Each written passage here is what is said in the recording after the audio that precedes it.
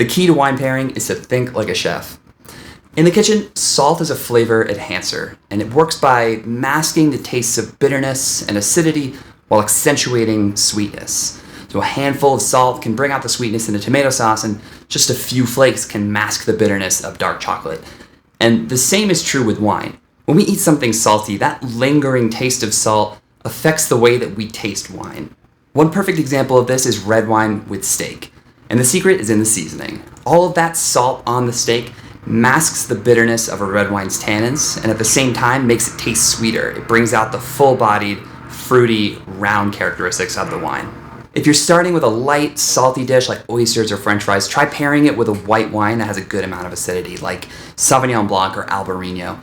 Those wines can taste a little bit harsh on their own, but when you pair them with the taste of salt, it really rounds them out in a fantastic way. Sparkling wines like Champagne and Crémant d'Alsace also have a good amount of acidity, so next time you have pizza, pop open some bubbly with it.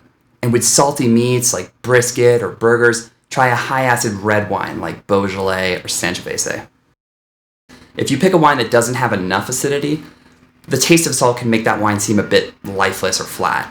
As an example, if you have a late harvest red wine, that wine might taste really rich and bold and fruity and sweet on its own, but if you pair it with the taste of salt, it can start to be a little too sweet, and it can lose the backbone of acidity that keeps it tasting fresh.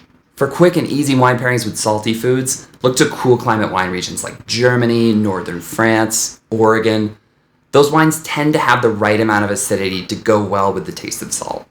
Be sure to check out our other videos on how acidity, sweetness, bitterness, and savoriness affect what's in your glass, and we'll see you at the table.